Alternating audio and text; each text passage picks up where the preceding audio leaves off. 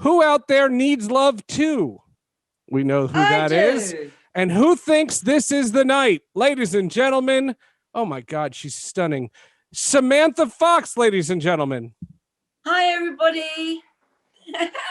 Hi, Steph. How are you? Welcome. Thank you so much. What a great opportunity. Thank you for doing this. Oh, we're thrilled to have you. This is so much fun. I'll admit, you know, when back in the day, I used to DJ like Sweet 16s and weddings and proms and stuff. We always played your records all the time, and it's such a thrill to have you right here. I would imagine. Let's start these things off this way. How have you been during the quarantine? How has COVID been with you and your loved ones? What has been going on with you? Oh my God, it's been so bad here in London. We have different tiers. We have tier 1, tier 2, till like there's 3. And London right now is tier 2. The postage is terrible because everybody, they can't go and see their families and give their Christmas presents. And it's last week until like a few days ago, we could actually go out and actually buy some presents, but it's so nerve-wracking. Most of us have been doing our presents on internet, and obviously I've got a mother who's very vulnerable, so I've been keeping in a bubble, but I've been keeping busy. I've decorated the house, we've done the garden, and we've got a new kitchen, what can I say, and I've got 2 new babies. They're furry babies, and they're called Melody and Fanny. I was going to say, oh, all right. People are already chiming in. Had a baby. They're chiming in the chat saying how beautiful and stunning you are. We could just read those the entire hour if that's what you'd like. Well, whatever you want, babes. I mean, I'm so happy to actually talk to my fans. I've missed them so much, and I haven't gigged since last February. And I had like gigs. I had 6 hard rock gigs across America. I had a whole 35 shows in France, Germany. Everything's been cancelled, and I'm not even sure it's going to happen next year the way things are going. It's sad. It's such a different time, and I don't know. It's just so weird, and my mum's quite vulnerable, and you just feel sorry for all the people who are so vulnerable at this time, and feel sorry for the small businesses what have, you know, collapsed, and of course the community spirit. You know, when you go out, you don't see people, you don't see the same people at your butchers or your greengrocers, and it's quite sad, especially for my teenage stepsons who are like 19. They've never known nothing like this in their life. Right. And like when I talk to my grandparents or aunties, uncles who remember the Second World War, they just keep saying to me, Sam, this is like the Third World War. And like we've been told now because of Brexit, we're going to not get our fruit and vegetables from certain countries, and we're going to be on rations. So it's totally different. It's just a different world out there at the moment. It definitely is. All right. You want to hear some of the places that are watching right now? They all want to see you. Yeah, I would. Right. I would. Well, let's go around the world here. We have viewers right now coming to you from Toronto, Russia, Lovely. Finland, Chile, Denmark, England, France, Woo! Italy, Chicago, Texas, Oregon, Washington, California, Chile again, Denmark, now Northampton, Sutherland, Ohio, Idaho, Finland, Italy, France, Switzerland, and Greece. We have people literally coming from all over the planet to go see you. Hi, everybody. Thank you so much. I've missed you. Mwah. Wow, that's fantastic. How much do people ask you about, you know, recording days, touring days, modeling days? How often does that come into your day-to-day life? How often are you asked about the start and the beginning and when you started to become this famous icon? Yes, of course. Most interviews that I do because I was probably Well, they do say that in the 80s, as a model, I was the most photographed woman, the same as Margaret Thatcher and Lady Di. So that to me has always been amazing. And then still all my life today, if I go out, there's paparazzi. So it's quite amazing that people still are interested in me after all these years. And I'm still, well, I'm not still doing concerts, sadly, but I'm still selling records. But you were. What, darling? But you were still performing up until the pandemic. You were really performing often. You were traveling all over and playing all your hits. Of course, hits some more, as they say. But yes, it's like I've been writing the album during lockdown, and I was writing the album before lockdown. And it's not a good time to release at the moment. It really isn't. Because all the shows you'd have to go on to promote the music, right. Or you can do lots of radio, and you can do Zoom, but there's nothing like going on TV on a chat show and performing the song. And so I'm hoping and praying that in the new year I'll bring the new album out, and I can go on TV, I can do chat shows and you know, just promote what I'm doing. At the moment, it's just so difficult in the music business. I mean, there's no touring, there's no one-to-one interviews. I can do radio interviews and this fabulous thing I'm doing, which is Virtue. And so, yeah, that's the way I'm getting on at the moment, really. People and I've done a bit of gardening. Switzerland. I've done some decorating. Switzerland, Australia, Spain. It's wild. We have some great questions coming in. If you're watching on any one of the platforms live, get your questions in and they will forward them to me. And I have all kinds of questions to go for. But, you know, I just wanted to ask one question from the beginning, kind of as a launching point to get it. You know, you had a recording contract before you were a model. You start modeling, and then, as you mentioned, it blows up. You become the most photographed person. You were talked about. You were iconic. And when I posted on Twitter that I was even interviewing you, people were like, I have her poster. I have her poster. I have her poster. Vintage. What was it like when you have expectations and you have aspirations, but did that exceed even your wildest dreams? Well, of course. I mean, at 16, I was nearly 17, whether that makes a difference or not. But I wasn't going to go there. I know.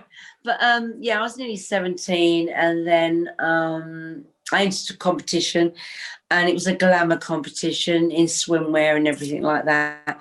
And every newspaper, every magazine wanted to sign me up at that time. So I had a great 4 years in doing that.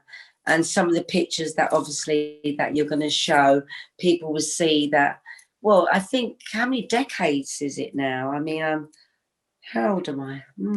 Should I say? You never ask a lady her age.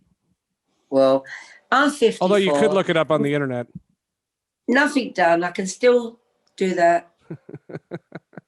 Wiggle my face, which is fantastic. I have great genes. But yeah, it all exploded very quickly at the age of 16, nearly 17. And I had a contract with The Sun for 4 years. And then suddenly in 86, I was sent a song called Touch Me. They were looking for a British Madonna. And they'd seen in the newspaper that I sold like 7 million pillowcases with just my face on, I must say. And I mean, even my nan and granddad had one. So all in good taste. And people read I sold these like 7 record companies.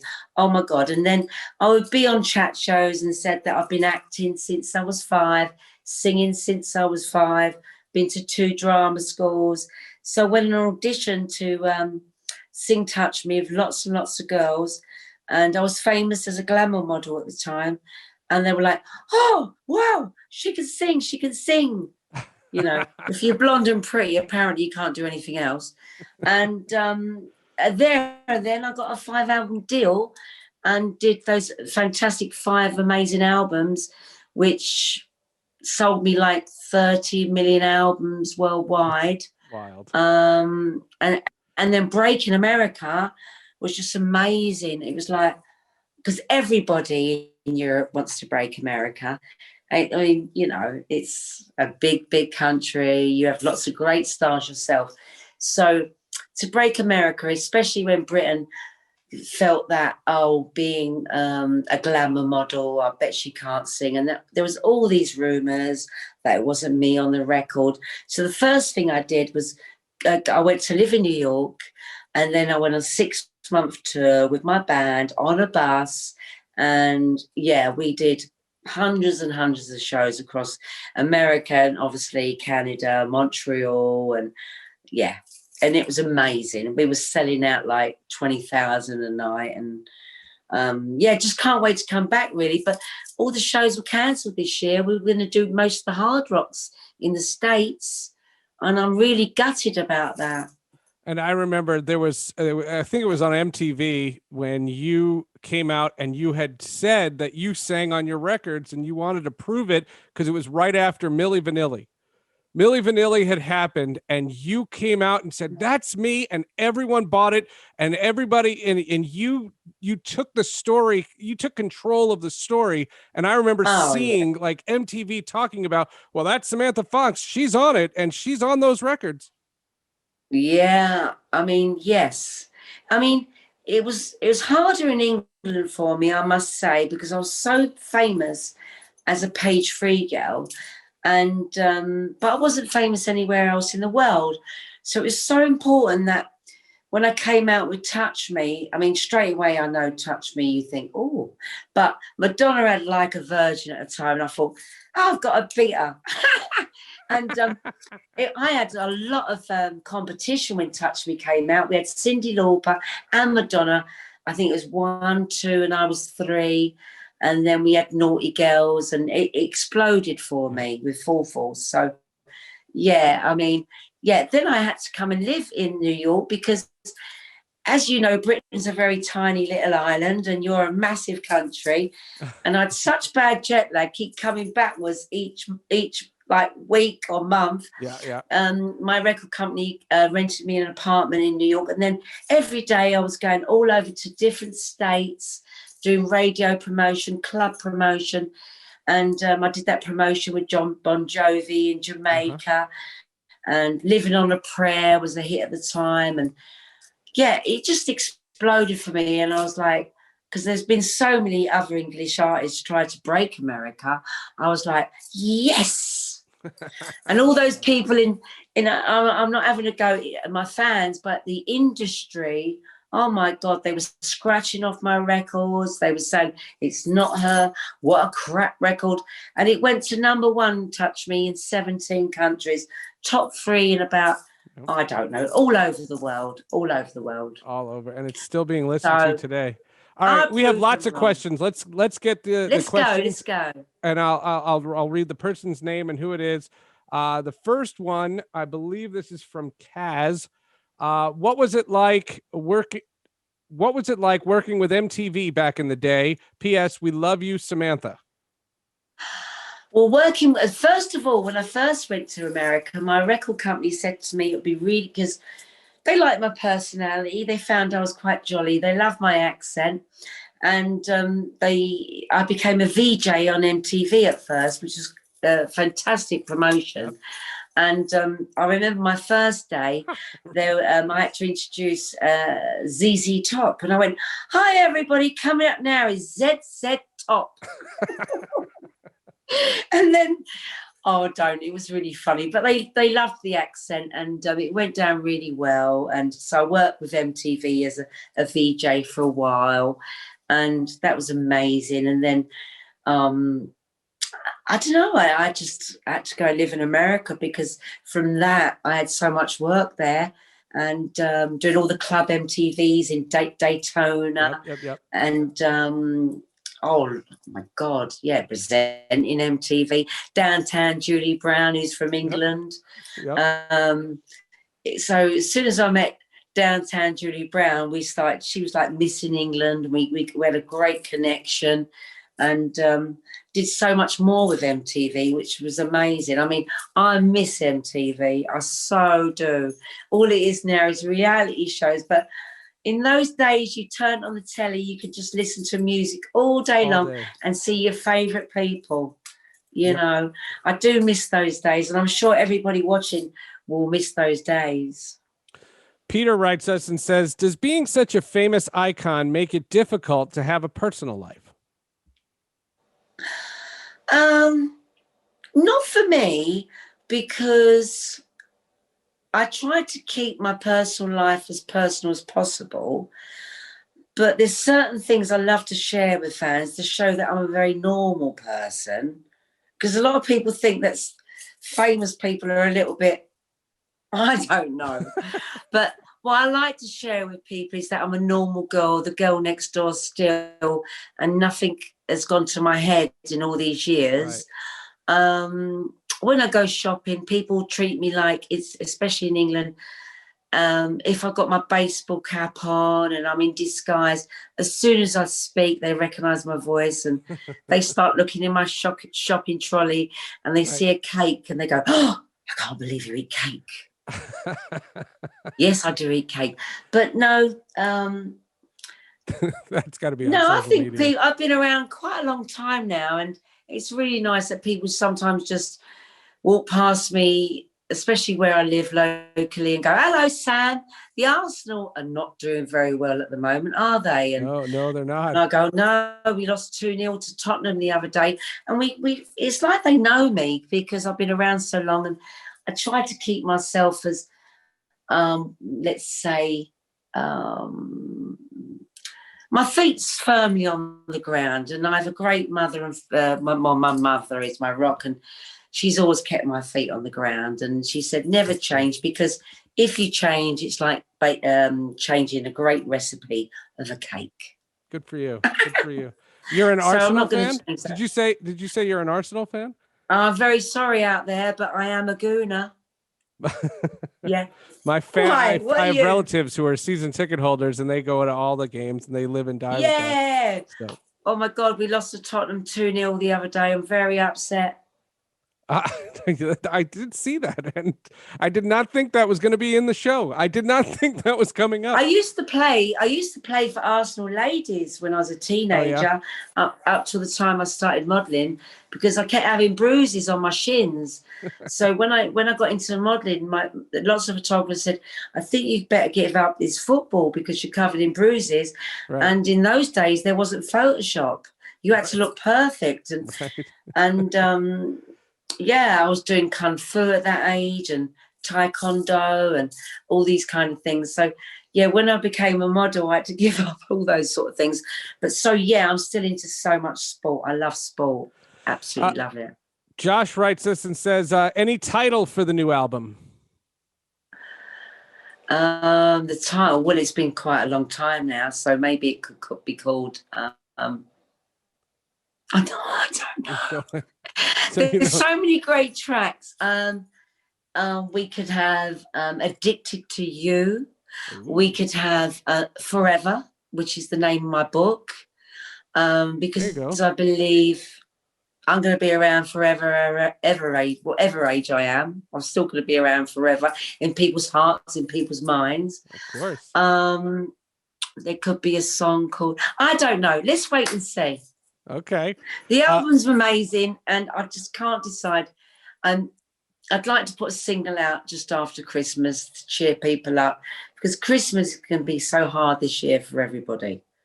We all have to keep in our bubble. We're not going to see all our relatives. And well, so to that end, Jeffrey writes and says, what's your favorite Christmas song and Christmas movie?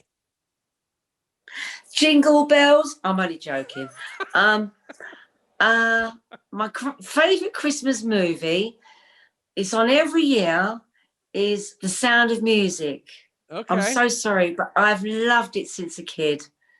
Julie Andrews, and also Christmas Story. And my favourite song, did you say? Favourite Christmas song? God, there's so many, isn't there? maybe I should do one very quickly. My favourite Christmas song would be Last Christmas, I Gave You My Heart. It's got to be by Wham, George Michael. Yep, George Michael, the great George Michael. I love George Michael.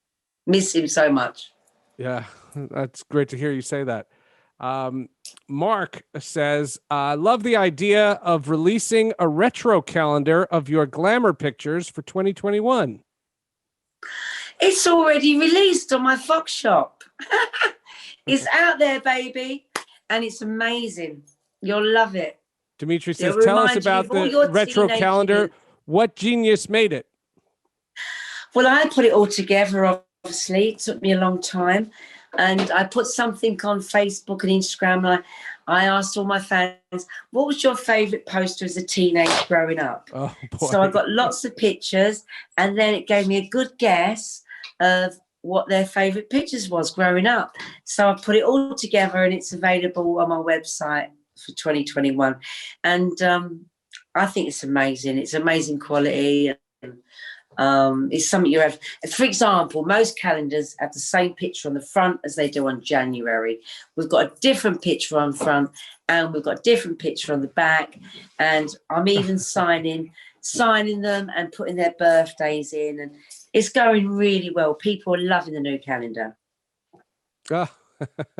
At samfox.com. There you go. Very nice. Anja says, yes, it is a beautiful calendar, 2021. I love it. Thank you. Amy says, as a musician, how have you handled not being able to do what you love at this time? And what advice can you give someone who is trying to stay busy in other ways?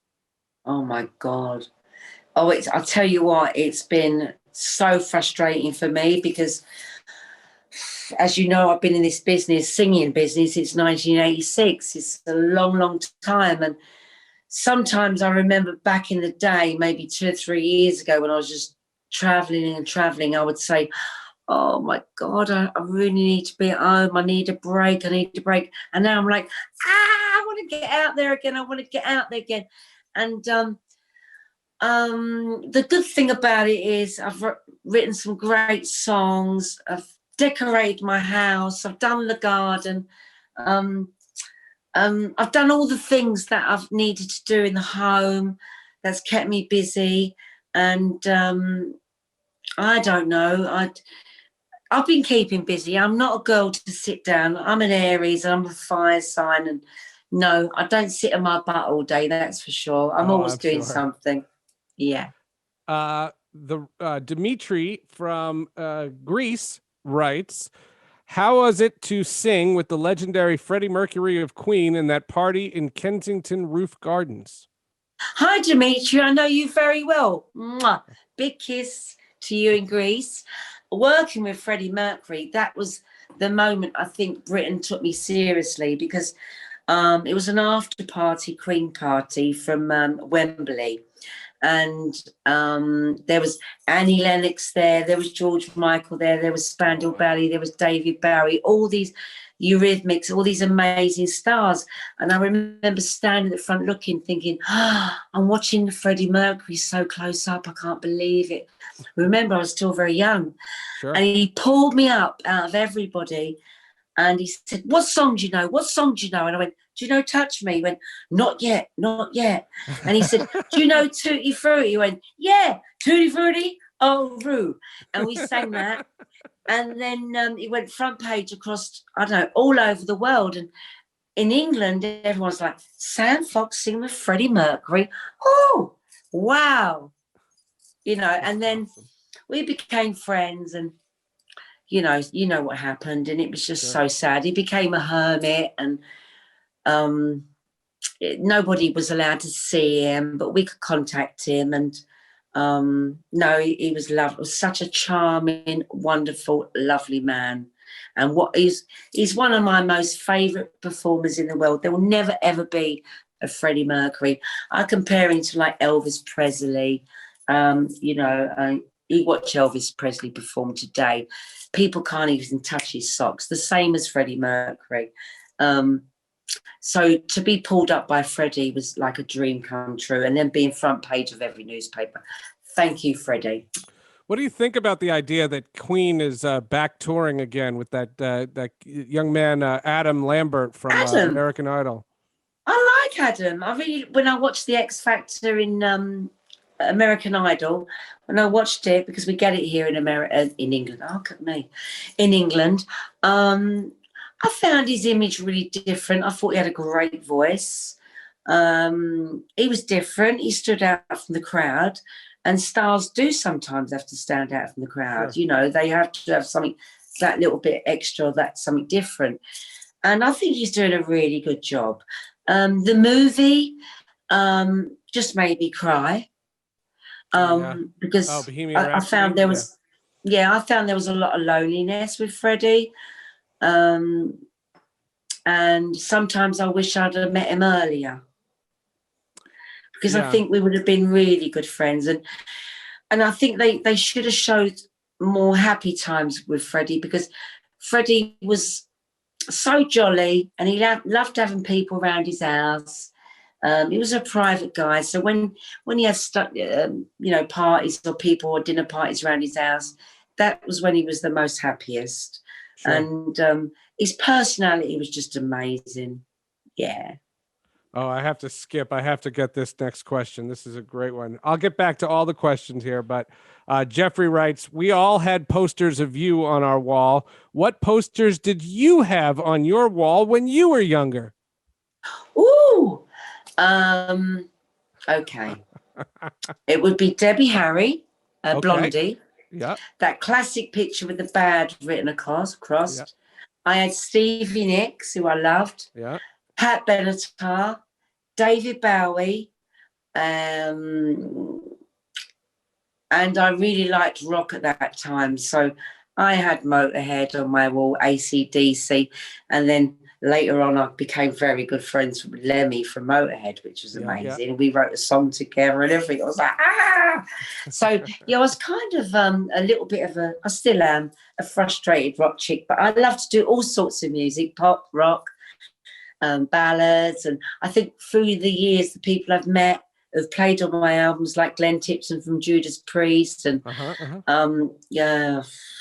the moment I'm working with the drummer from Motorhead on my new rock album, and I'm going to hopefully be working with Slash. So all those kind of frustrations are going to come out later next year with a rock album and a pop album, of course, which would be dance pop, which I love too. So I think everyone's going to love whatever I do, because there'll be such a mix. That's a great question. Etienne from Chile says, Dear Sam, what do you remember most from Chile and South America, and what is your favorite place to visit and perform? Well, the first time I went to South America was 1989, and it was a very dangerous place to visit. And I'm quite a brave girl, and I'm like, no one was performing there. And I'm like, no, I'm going to South America because I've got a lot of fans there. I'm sure I'll be looked after. And I arrived in South America, and we did Bolivia, we did Colombia, Panama, Brazil, Argentina, so many places. Remember, it was 89. This is a quick question. So I went most places and Chile, of course. And it was a dangerous place to go at the time. But I'm a tough cookie. And I do feel sorry for people in certain countries that don't get to see their stars because, you shouldn't go there because of this and you shouldn't go there to that. You know, when the Beirut War was on, I went there. And when President Bush went into America and all this kind of scariness was going on. No, I went there because I felt that these people needed cheering up and I could cheer them up. And arriving in South America for the first time in 89, there must have been 100,000 people outside the airport and all across the road, across the railway bridges. And it made me cry my eyes out. And I remember a radio show got into the car. How do you feel, Samantha? I went, I feel like the Beatles. And it was just an emotional experience because nobody was going there. And no, I like to live on the edge a little bit, you know. Yeah. That's what we all believe anyway, even if it wasn't true. So it's all No, exactly nothing scares me. You know, what will be, you know, and I'm put on this, I believe I'm put on this earth to make people happy and to cheer people up and just put a smile on their face. And I hope I do that, you know. Let's go to V, who says, do you still write songs? You clearly do. And would you be open to more collaborations? Definitely. I'd love to collaborate with certain people. Yeah, I'd like to do a song with Myra Cyrus at the moment. I think that the album is amazing. Yeah, I know she's just collaborated with Stephen X Fleetwood Mac, who are one of my favourite bands, as you know.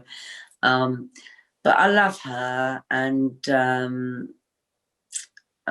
Lady Gaga would be an experience, I've got to say. Well, there you go. Very nice. Yeah, but in the old days, it would have been someone like Elvis Presley, because the way he wiggled those hips, baby, ooh, we'd have both been banned from the Ed Show.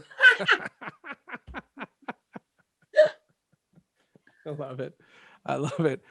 Katie and Lemmy, writes, of course, because no one really realised when I was like 18 that I was into rock music, because my dad was like into rock and my mum was into dance pop. And Lemmy was a big fan of mine, and we did do a record together called Beauty and the Beast. But he was in litigation with his record company, Bronze Record at the time, so we could never release it. But we were going to sing a song called the song which Johnny Cash and Dolly Parton did. What's it called? Help me now. Quick, answer. Johnny Cash and was it Country Roads? No. Oh shit. Excuse my language. Anyway, come on, look it up. Google. Help me now. Okay. Someone help me. Anyone there? Anyway, it was going to be Dolly Parton and me and him, and the video was going to start with his head back to the camera in hair rollers, sprayed blonde, and then at the beginning of the video, he's going to turn around and go, Rah! Anyway, we did all that and recorded it, but it could never be released. But that would have been fantastic. And yeah, coming up soon is. But you have it. I have a cassette of it, but I'm not allowed to release it, which is a shame. Oh, Islands in the Stream. I think Islands in the Stream. Yes, thank you so much. And before we did that, the guys at Wizard got that one. Yeah, thank you so much. And before we did that song, Lemmy said, I'm going to put a video on to give us some ideas, and because I love pop. And he put on ABBA. I couldn't believe it. We sat there watching ABBA for about an hour. Yeah. Me and Lemmy. That's so funny. Yeah. Katie writes and says, Sammy, where did the idea of the Foxy Bundle and Foxy Bay come from? It's awesome, by the way. For those of you who are just watching, that's a cosmetics hair online company that Samantha has started. I've not started an online cosmetic company, no. I'm very sorry. But I started an online merchandise company, which we have towels, mugs. I've got one here. This might be good for you, you know, you've got to be very careful. This side is a picture of me, obviously. Yes, it is. For the Touch Me days. And this side says, don't touch me. Because you don't want no one touching your mug, do you? No. So, Katie, no, I'm sorry, but maybe one day soon I'll start a cosmetic company. But, yeah, we have lots on the Fox shops, lots of goodies, lots and lots of goodies. Why are you laughing? You want one, don't you? Well, yeah. The idea that... you talked about these icons, and we talk about the changes in the music business now, and there's been so much made. Albums are different now, and the internet and Spotify has changed things, and streaming and all of that. How have you found that what artists go through now, you guys didn't have to do, and you had all these album sales, and there are great musicians today that are not going to get sold nearly like you did. I know.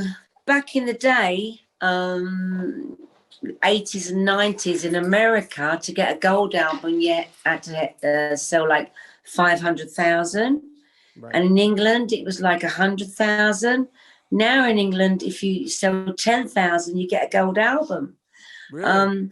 Yeah, because everybody's streaming. People, unfortunately, hopefully not my fans, they share stuff all the time. They send stuff to each other. I just want people to support the music industry because it has so changed, especially at the moment. It's so hard. We can't gig to promote our new albums. Right. Everyone's asking me every day by email or Twitter or Facebook and Instagram, when's the new album? When's the new album? But people are going to understand this is the worst time to release an album. I think the best time to release an album, hopefully when all this goes, which I believe and I dearly hope and pray next year, that we can get back to normal and then bring out the album and I can travel all around the world. Because at the moment, I can't fly anywhere. Right. I can't go anywhere. I can't. Well, I'm in a bubble of me, my stepson, sons, and my partner, and my mummy, who's like 74 years of age, and we can't do a lot really. You know, it's so difficult. But you're certainly decorated, and you have a great setup to do these virtual things because you look like you're on a stage. Oh, thank you. This is my fireplace. It's very typically British, you know. But unfortunately, I didn't turn the fire on behind me because I've done that before in the past and nearly caught myself alight. And we don't need that. I was going to say that. I wouldn't advise that. All right. Yeah. So you have the online shop. You have the upcoming album that you're dying to release, and you're just going to continue to plug. And let's be honest, you just want to have the one-on-one conversations with the fans that are watching here. And you can go to wizardworldvirtual.com to sign up for those. And hopefully so many people will sign up and get a chance to ask you. What do you anticipate? What's the biggest thing that fans ask you? When's the new album? I'm so sorry. They ask me...